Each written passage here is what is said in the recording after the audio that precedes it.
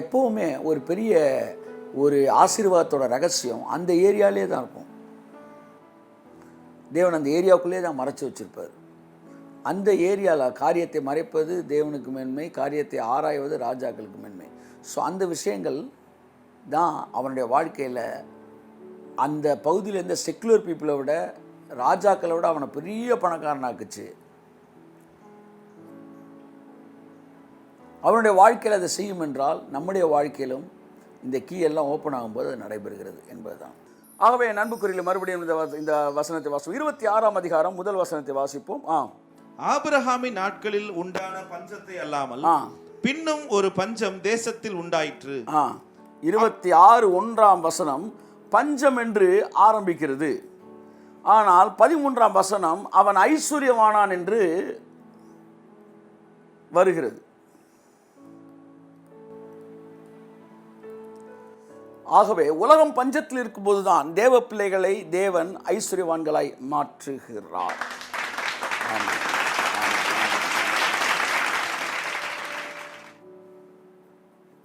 ஒரு ஷூ கம்பெனியிலிருந்து 2 பேர் அனுப்புனாங்களாம் ஒரு குறிப்பிட்ட ஐலாண்டுக்கு. அந்த தீவில் போய் நம்ம ஷூவை வந்து எப்படி அங்கே வந்து ப்ரொமோட் பண்ணி அங்கே சேல் பண்ணலாமா, அங்கே வந்து ஷோரூம் ஸ்டார்ட் பண்ணலாமா, இல்லை அங்கே ஃபேக்ட்ரியை ஸ்டார்ட் பண்ணி ஷோரூம் மூலமாக அந்த ஐலாண்டு ஃபுல்லாக கொண்டு போகலாமா என்னன்றதை ஒரு சர்வே பண்ணிட்டு வான்னு சொல்லி ஒருத்தன் அனுப்புனாங்களாம். அவன் போய் அந்த ஐலாண்டு ஃபுல்லாக பார்த்துட்டு எவனுமே ஷூவே போடுறவனே எவனுமே இல்லையாம். அவனை வந்து சொன்னானா, சார் அவங்ககிட்ட ஷூ போடுற பழக்கமே இல்லை, ஏதோ 4 பேர் ஷூ போட்டாங்கன்னா நம்ம ஷூ விற்கலாம், எவனுமே ஷூ போடுற பழக்கம் இல்லை, எல்லாம் செருப்பில் தான் திடுறாங்க அப்படின்ட்டானா. நான் ஃபஸ்ட்டு போயிட்டு வந்தவன் சொன்னான். 2வது போயிட்டு வந்த இன்னொருத்தனை அனுப்புனாங்களாம், நீ போய் பார்த்துட்டு வாடா என்னன்னா. அவன் போய் ஃபுல்லாக பார்த்துட்டு வந்து, சார் நம்ம அங்கே கம்பெனி ஓப்பன் பண்ணோம்னா பயங்கரமாக வந்து நம்ம வளர்ச்சி அடைகிறதுக்கான வாய்ப்பு இருக்குது. ஏன்னா இது வரைக்கும் அங்கே இருக்கிற எவனுக்கு ஷூன்னு என்னன்னே தெரில, அதனால் கட்டாயம் நம்ம ஷூ இன்ட்ரடியூஸ் பண்ணோம்னா 50 பேரும் போடுவாங்க அப்படின்னு. பாருங்க, ஒரே விஷயம், ஒருத்தனுக்கு அது நெகட்டிவாக இருந்துச்சு, அதுவே அவனுக்கு வந்து தோல்வியாக இருந்துச்சு. ஆனால் இன்னொருத்தனுக்கு அதே விஷயமே அவனுக்கு வெற்றிக்கான வழியாக இருந்துச்சு. தேவனுக்கு எப்போவுமே உலகம் பஞ்சம்னா தேவனுக்கு வந்து அதுதான் தன் பிள்ளையை ஆசீர்வதிக்கிறதுக்கான வழியே. ஏன்னா அவர் ஆனந்த ஞானம் உடையவர். நீங்கள் அதை நம்பணும். ஸோ சில கீ வேர்ட்ஸை வந்து இதிலேருந்து நான் உங்கள்கிட்ட பேச விரும்புகிறேன். அவைகள் எல்லாம் வந்து ஈசாக்குடைய வாழ்க்கையில் பெரிய ஆசீர்வாதங்களை கொடுத்தது. நாம் வாசிப்போம், தொடர்ந்து வாசிப்போம். 2ஆம் வசனம்.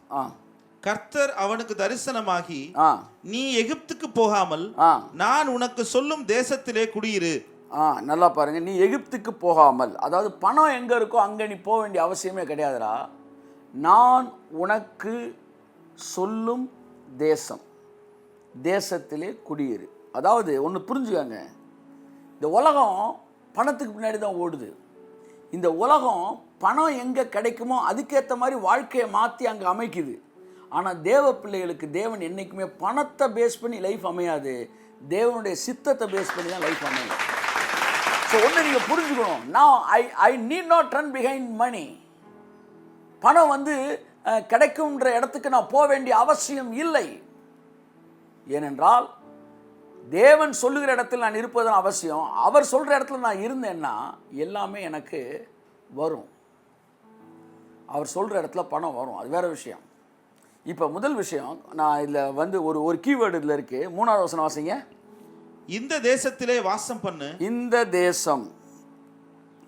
தேசம் ஃபஸ்ட்டு கீவேர்டு. ஏன் ஈசாக்கு ஐஸ்வர்யவானானா? முதல் நான் சொல்லும் தேசம், இந்த தேசம் முதல் வேர்டு. ரைட்டு, அடுத்து தொடர்ந்து வாசிங்க. நான் உன்னோடே கூட இருந்து. நான் உன்னோடு கூட இருந்து. 2வது கீவேர்டு நீ அல்ல. எல்லாம் சொல்லுங்க, நீ அல்ல, நான். ஆமேன், ஹல்லேலூயா. 2வது கீவேர்டு. முதல் கீவேர்டு இந்த தேசம், 2வது கீவேர்டு நீ இல்லைப்பா, நான் இன்னைக்கு ஆசீர்வதிக்கப்பட போகிறேன்னா எப்படி அப்படின்னு யோசிக்கிறேன்ல. ஏன் தெரியுமா யோசிக்கிறேன்? நான்றனால யோசிக்கிறேன். நான் யோசிக்கவே கூடாது, ஏன்னா நான் அல்ல அவர் சொல்றாரு, நீ அல்ல, நான். நான் உன்னோட கூட இருந்து உன்னை ஆசீர்வதிப்பேன். நான் உனக்கும் உன் சந்ததிக்கும் இந்த தேசங்கள் யாவையும் தந்து உன் தகப்பனாகிய ஆபிரகாமுக்கு நான் இட்ட ஆணையை நிறைவேற்றுவேன். ஆணை, இந்த வார்த்தை எனக்கு புதுசா இருந்துச்சு. வாக்குத்தத்தம் பார்த்துருக்கோம், ப்ராமிஸ் பார்த்துருக்குறோம், ஆனால் ஆணைன்ற வார்த்தையை சொல்றாரு. அப்போ என்ன ஆண்டவர், ஆணைனா நான் வந்து உன் மேலே ஆணையிடுறேன்டா அப்படின்னு, சத்தியம் பண்ணுறேன்டான்னு அர்த்தம். அப்போ என்ன நீங்கள் வந்து ஆணையிட்டு, நான் ஒரு ஆணையிட்டு இருக்கிறேன்டா, நான் இதை எப்படி செஞ்சே முடிப்பேன்னு அப்படின்னு ஆணையிட்ட என்ன செய்வான், அதை நிறைவேற்ற வரைக்கும் விட மாட்டான். ஒரு பதட்டத்திலே இருப்பான், ஐயோ செஞ்சு முடிக்கணுண்டான்னு. அப்போ நீங்கள் ஆணையிட்டுருக்கீங்களா, இந்த வாக்கு தத்துவம் ப்ராமிஸ்ன்றீங்களா, அதெல்லாம் அதான்டா அர்த்தம்ன்றார். ப்ராமிஸ் ஆஃப் காட்னா என்ன அர்த்தம், காட் ப்ராமிஸ் பண்ணியிருக்காரு உங்களுக்கு. ப்ராமிஸாக பண்ணுறீங்களே, அப்படி ப்ராமிஸ் பண்ணியிருக்காரு. ஓகே வாசிங்க. ஆபிரகாம் என் சொல்லுக்கு கீழ்ப்படிந்து என் விதிகளையும் என் கற்பனைகளையும் என் நியமங்களையும் என் பிரமாணங்களையும் கை கொண்டபடியினால் நான் உன் சந்ததியை வானத்து நட்சத்திரங்களைப் போல பெருக பண்ணி உன் சந்ததிக்கு இந்த தேசங்கள் யாவையும் தருவேன். உன் சந்ததிக்குள் பூமியில் உள்ள சகல ஜாதிகளும் ஆசீர்வதிக்கப்படும் என்றார். சரி, அடுத்து ஈசாக்கு கேராரிலே குடியிருந்தான். ஈசாக்கு கேராரிலே குடியிருந்தான். அங்கிருந்து 6ஆம் வசனத்திலிருந்து 11ஆம் வசனம் வரைக்கும் ஈசாக்கு பொய் சொல்கிறான், ஈசாக்கு பயப்படுறான். ஈசாக்கு ஏன் வந்து என்ன செய்கிறான், வந்து அங்கே இருக்கிறவன்ட்ட தான் ஒய்ஃபு தங்கச்சி அப்படின்னு சொல்கிறான், வந்து பயப்படுறான், இதெல்லாம் செய்கிறான். கடைசியில் வந்து அவனை பார்க்குறான், யார், அந்த அபிமலேக்கு பார்த்துட்டு, என்னையா அது தங்கச்சின்னு விளையாண்டுக்கிட்டு இருக்க அப்படின்னோடனே, இல்லை சார் வந்து சொன்னால் நீங்கள் கொண்டுருவீங்கன்னா. எவ்வளோ தைரியமாக இருந்திருக்காங்க பாருங்களா. எனக்கு என்னென்னா, இவங்களெல்லாம் தேவனை ஆசீர்வதிச்சு இவங்க உயர்த்தி இவங்களை வந்து கோத்திரப்பதா லிஸ்ட்டில் வச்சுருக்காரு. டிமெரிட்ஸ் ஆஃப், இப்படி சொல்கிறேன், இந்த டிமெரிட்ஸ் எதுவுமே தேவனுடைய அன்பை ஸ்டாப் பண்ணலை. ஸோ இதெல்லாம் சில நேரம் உங்களுக்கு வந்து நீங்கள் வந்து ஐயோ கர்த்தரன் ஆசீர்வதிப்பாரா, நீங்கள் ஏன் நம்ம எழுதி வச்சுருக்காரு, இவ்வளோ டிமெரிட்ஸ் இருந்தால் அவனை நான் ஆசீர்வதித்து அவனை பெருக பண்ணேன்னா உன்னையே நான் பெருக பண்ணுவேன்டா அப்படின்னு அர்த்தம். 5வது வசனம், 5வது பாயிண்ட்டு, 13-12 வாசிப்போம். ஈசாக்கு அந்த தேசத்தில் விதை விதைத்தான். விதை விதைக்கிற இது வந்து ஒரு இது வந்து அவன் ஆசீர்வதிக்கப்பட்டதுக்கான ஒளிச்சு வச்சிருந்த ரகசியங்களை இப்போ பேசிகிட்டு இருக்கிறேன். அதில் ஒரு ரகசியம் விதைப்பது.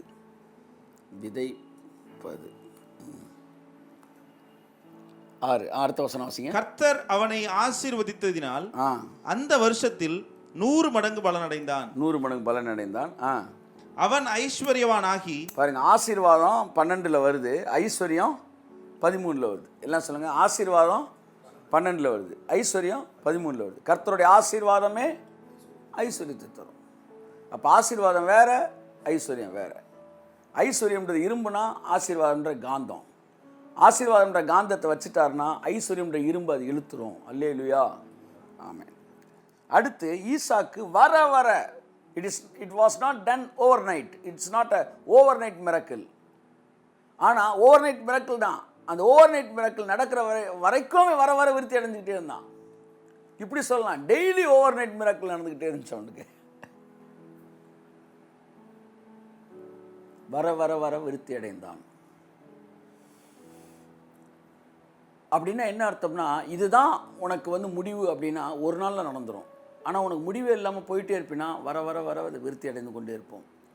தேவனுடைய பிள்ளையோட வாழ்க்கையில் ஐஸ்வர்யம் வர வர அதிகமாகிட்டே தான் போகும். இந்த வர வரன்றது வந்து என்னென்னா ஒரு முடிவில்லாத வளர்ச்சி.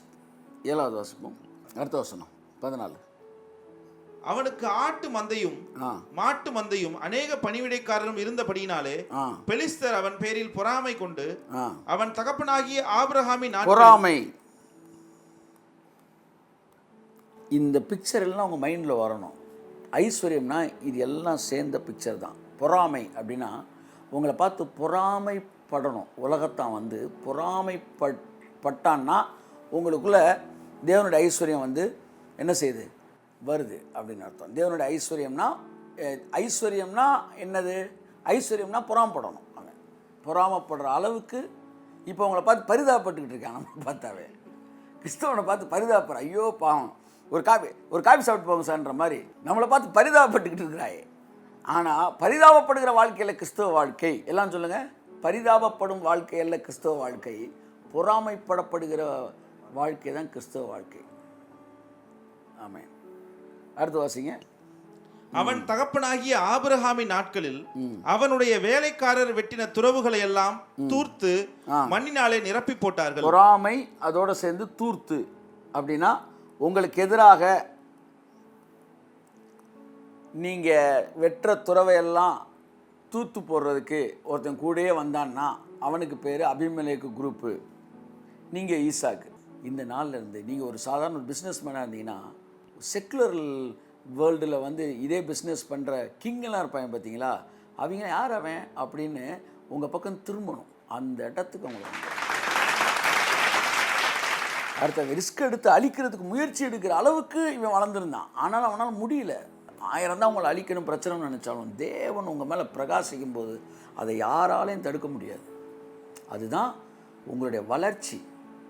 ஒரு சீசனுக்கு மேலே வந்து நீங்கள் வந்து மரத்தில் நிறைய பேர் சொல்லுவாங்க காய்ச்ச மரத்தில் தான் சார் கல்லெறிப்படுவாங்க. நான் சொல்லுவேன் வந்து மரத்தில் வந்து கல்லெறியலாம், சூரியனை பார்த்து நீ கல்லெறிய முடியாது. ஆமேன்னு சொல்லுங்கள். ஆமேன். மரம்னா எரியலான்னு உனக்கு வரும், சூரியனை கல்லெறிய முடியுமா? அதுதான். ஆட்டை தான் போய் பலி கொடுப்பாங்க, சிங்கத்தை எங்கேயாச்சும் பலி கொடுத்துருக்காங்களான்றான் அர்த்தம். சிங்கத்தையும் புளியையும் வெட்டுவாங்கள கொண்டு போய் கடிச்சு அம்பிட்டு பேர் அது பலியாகிட்டு போயிடும். ஆட்டுக்குட்டியை தான் பலி கொடுப்பாங்க, புலியை பலி கொடுக்க முடியாது, அது அம்பிட்டு பேரும் பலி கொடுத்துரும். அப்படித்தான் வந்து ஏதோ ஏப்பசாப்ப அவங்க அழிச்சிடலாம். ஆனால் தேவன் ஒரு மனுஷனை அழைத்திருப்பார் என்றால் புலியை பலி கொடுக்க முடியாதுயா. தேவன் ஒன்று அழைச்சிருப்பார். நீ புலி உன்னை வந்து பிசாசு வந்து என்ன செய்ய முடியாது, தொட முடியாது. அவன் தூர்த்து போடுறான், ஆனாலும் இவன் பெருகிக்கிட்டே இருக்கிறான். ஆமேன்னு சொல்லுங்க. ஆமேன். ஸோ அடுத்து வந்து தூர்த்து போடுறான்ற வார்த்தை வந்து அது எத்தனை 13 வருதா? 15 வசனம்.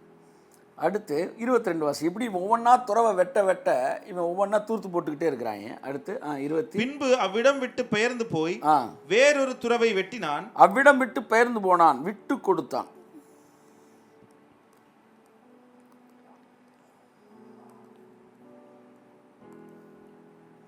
பதிலுக்கு இவன் போய் அவன் சைட்டில் போய் அவனுக்கு பதில் அதெல்லாம் பண்ணல. போடான்ட்டு வந்து அதை பற்றியே கண்டுக்கிறாம இவன் வேலையை பார்த்துக்கிட்டே இருக்கிறான். இது வந்து it is another key of abundant prosperity. இதெல்லாம் ப்ராஸ்பெரிட்டிக்கான கீ. இதெல்லாம் புரிஞ்சு கொள்ளும்போது உங்கள் வாழ்க்கை ஐஸ்வர்யம் தானாக வருது. அடுத்து அதை குறித்து அவர்கள் வாக்குவாதம் பண்ணவில்லை. அப்பொழுது அவன், நாம் தேசத்தில் பழுகும்படிக்கு இப்பொழுது கர்த்தர் நமக்கு இடம் உண்டாக்கினார் என்று சொல்லி அதற்கு ரெகபோத் என்று பெயரிட்டான். ஆமென். வாக்குவாதம் பண்ணவில்லை, விட்டுட்டான். ரெகபோத் என்றால் கர்த்தர் பழுகி பெருக இடம் கொடுத்தார். இதெல்லாம் எப்போ நடக்குது? பஞ்சம் நடந்துக்கிட்டு இருக்கிறப்ப நடக்குது. அந்த வசனத்தை வாசிங்க. இப்பொழுது கர்த்தர் நமக்கு இடம் உண்டாக்கினார். எப்பொழுது? ஒரு பஞ்சம் தேசத்திலே உண்டாயிற்று, அப்பொழுது கர்த்தர் உங்களுக்கு பெருகிறக்கு இடம் கொடுக்கிறார். அடுத்து வாசிங்க 28. அதற்கு அவர்கள், நிச்சயமாய் கர்த்தர் உம்மோடு இருக்கிறார் என்று கண்டோம். ஆகையால் எங்களுக்கும் உமக்கும் ஒரு ஆணை ஏற்பாடு உண்டாக வேண்டும் என்று நாங்கள் நிர்ணயம் பண்ணினோம். நிச்சயமாய் கர்த்தர் உம்மோடு கூட இருக்கிறார். உம்மோடு கூட கர்த்தர் இருக்கிறார்.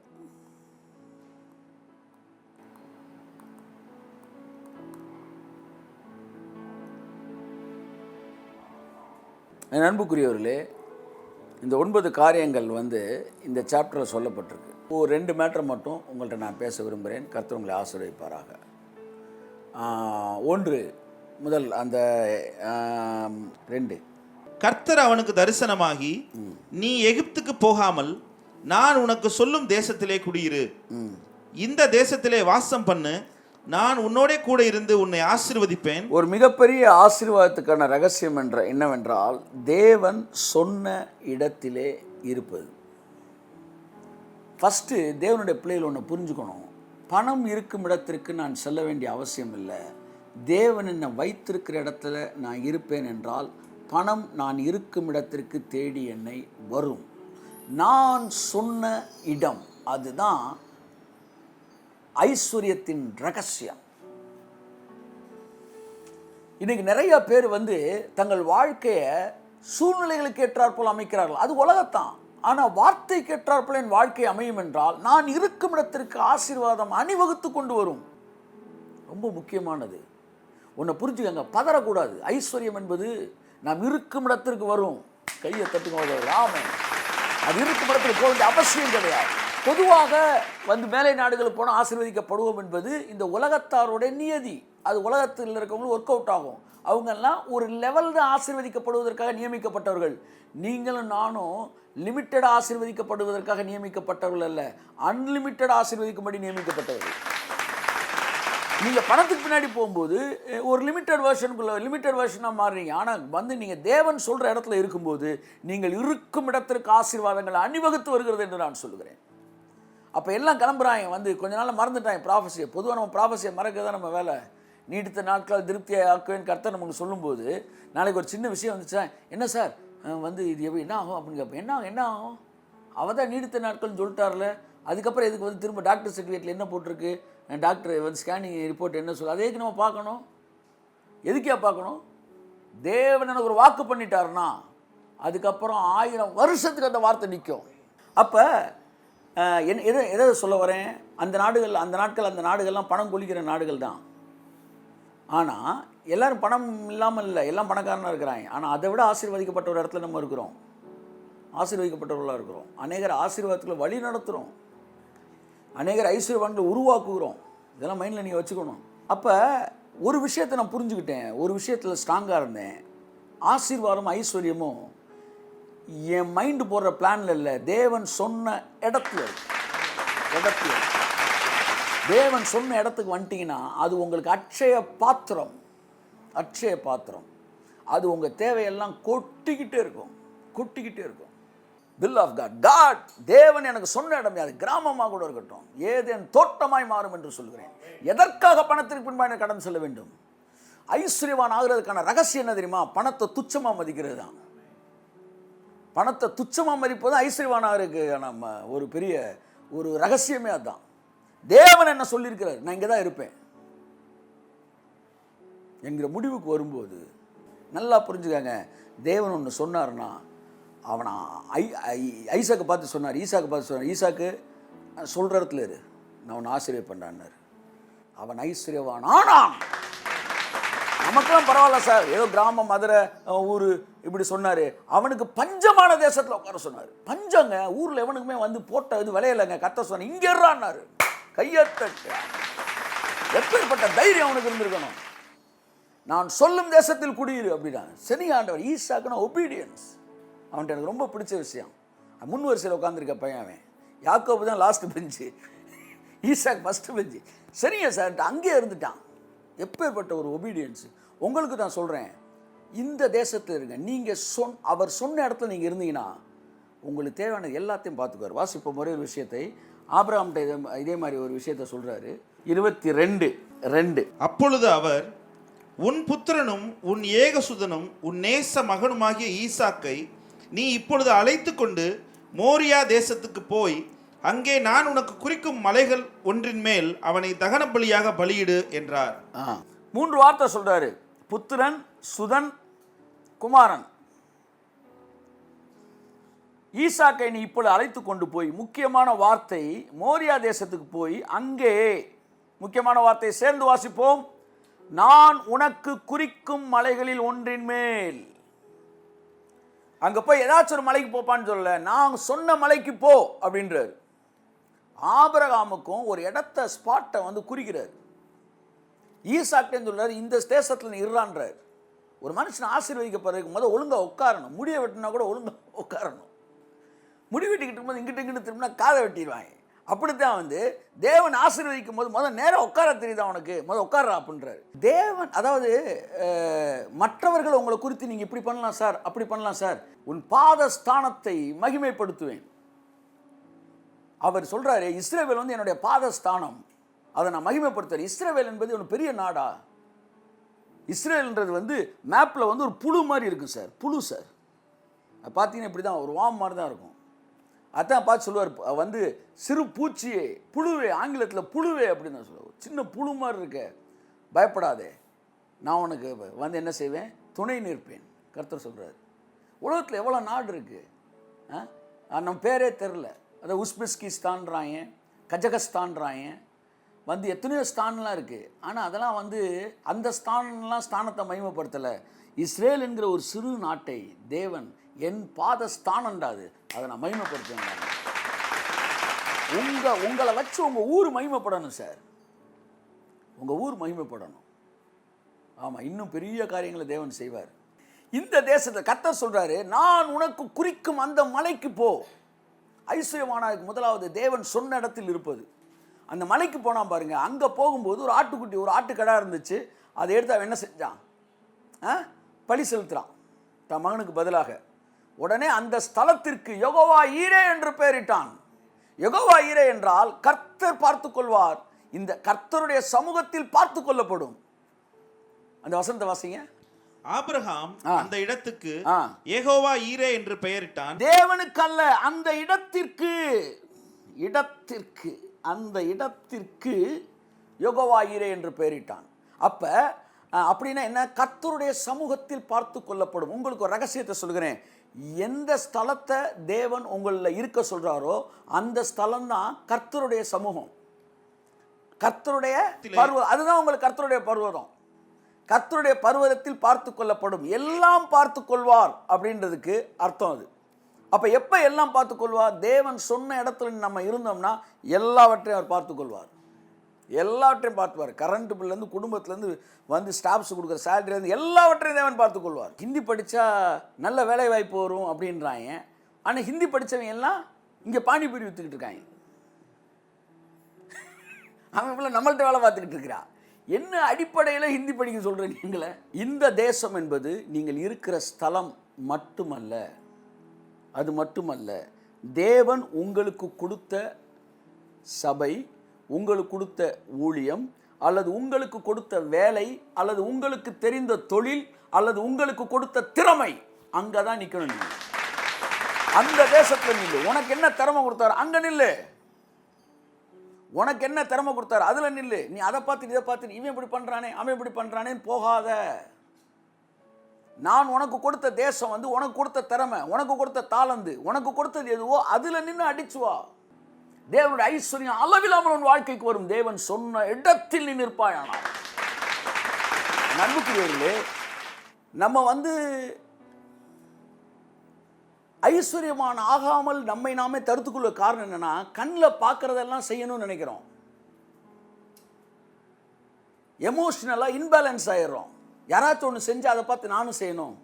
தேவன் என்னை எதுக்கு அழைச்சிருக்கிறாரு, எனக்கு என்ன திறமை கொடுத்துருக்கிறாரு, அதில் உலகம் ஃபுல்லாக. அதே எனக்கு தெரிஞ்ச ஒரு ஊழியக்காரர் சொல்லுவார், என்னை ஷூ தைக்கிறவனுக்காக ஊழியம் பண்ண தேவன் அழைச்சாருன்னா நான் அதுக்கு தான் செய்வேன். நான் அதை விட்டுட்டு போய் வேறு கார் வச்சுருக்கவன்ட்ட நான் ஊழியம் பண்ண மாட்டேன். ஷூ தைக்கிறவன்ட்ட ஊழியம் பண்ணுவேன். ஆனால் ஷூ தைக்கிறவனெல்லாம் இன்டர்நேஷ்னல் லெவலில் கூட்டி நாங்கள் செமினார் நடத்திடுவேன், அவங்களுக்கு மினிஸ்ட்ரி இன்டர்நேஷ்னல் லெவலில் பண்ணிடுவேன்டார். எனக்கு என்ன கொடுத்தாரோ அதை செய்வேன் சிறப்பாக. இந்த தேசத்தில் குடியிரு. நான் சொன்ன நான் கொடுத்த திறமை, நான் கொடுத்த ஊழியம், நான் கொடுத்த விஷயம், இவைகளை புரிந்து கொள். நம்ம தேவையில்லாமல் விளக்கை அவர் கொளுத்திட்டாருன்னு அவர் கொண்டு போய் மேலே வைப்பார், விளக்கு தண்டில் வைப்பார், அதை மரக்காலில் மூடி வைக்க மாட்டார். நம்ம விளக்கை விட்டுட்டு மரக்காலை தேடிக்கிட்டு இருக்கோம். இது விளக்கை விட்டுட்டு விளக்கு தண்டை தேடிக்கிட்டு இருக்கோம். விளக்கு தண்டை அவர் வச்சிருவார். ஏதாச்சும் ஒன்று பார்த்துட்டு அவர் செய்கிறா நம்ம செய்ய நினைக்கிறோம். இல்லை, நமக்கு அது வரலைன்னா விட்டுறணும். நமக்கு எது தேவன் கொடுத்துருக்கிறாரோ அதை செய்யணும். அதுதான் ஐஸ்வர்யத்தின் ரகசியம். ரகசியம் உலகத்தான் தெரிந்தோ தெரியாமல் அதை புரிந்து கொள்கிறான். நாம் அதை புரிந்து கொள்ள கடமைப்பட்டிருக்கிறோம். நான் 2 மேட்டர் பேசிட்டு இருந்தேன், இந்த ஒரு மேட்டரோடு நான் முடிக்கிறேன். அதாவது இந்த தேசத்தில் குடியிரு என்று சொன்னார். அவன் ஓகேன்னு சொன்னான்ல, அங்கே அவன் ஐஸ்வர்யம் ஆரம்பித்தது என்று நான் சொல்கிறேன். உங்கள் ஐஸ்வர்யம், அளவில்லாத ஐஸ்வர்யம், எதிரிகள் பொறாமைப்படக்கூடிய ஐஸ்வர்யம் எங்கே ஆரம்பிக்கிறது தெரியுமா? தேவன் சொன்ன இடத்தில் நீங்கள் இருக்கும்போது ஆரம்பிக்கிறது. தேவன் கொடுத்த ஸ்தலத்தில் இருக்கும்போது, தேவன் வச்ச கிரவுண்டில், கிரவுண்ட் இந்த சென்ஸ், தேவன் உங்களுக்கு கொடுத்த உங்களுடைய கிரவுண்டுன்னு வாங்கல, அதாவது உங்களுடைய திறமை, உங்களுக்கு கொடுத்த டேலண்ட், உங்களுக்கு கொடுத்த காலிங், அதில் நீங்கள் நிற்கும்போது பணம் ஒரு விஷயம் அல்ல. உலகம் முழுவதும் பஞ்சத்தில் இருந்தாலும் கர்த்தர் என்னை 100 மடங்கு ஆசீர்வதிப்பார். உங்கள் தொழில் என்ன, உங்களுக்கு என்ன கொடுத்தார், உங்களுக்கு என்ன தெரியும், அதில் நீங்கள் ஸ்ட்ராங்காக நில்லுங்க. இது எனக்கு கொடுத்துருக்கார் சார், இது என்னால் செய்ய முடியும் சார், செய்யுங்க சார். அங்கே தான் சார் ஆசீர்வாத ஊற்றே இருக்குது. எப்போவுமே தெரிஞ்ச உங்களுக்கு தெரியாத இடத்துல உங்களுக்கு ஆசீர்வாதத்தை வச்சிருக்கவே மாட்டார். உங்களுக்கு ஃபியூச்சருக்கான ஆசீர்வாதம் அந்த கோடிக்கணக்கான பணம் எங்கே தெரியுமா இருக்கு? உங்களுக்குள்ள ஒரு திறமை இருக்குது பார்த்தீங்களா, அதுக்குள்ளே தான் ஒளிச்சு வச்சிருக்காரு. எப்போவுமே ஒரு மனுஷனுக்கு அவன் ஆசீர்வாதத்தை வெளியிலே வைக்கல, தேவன் உள்ளுக்குள்ளே வச்சிருக்காரு.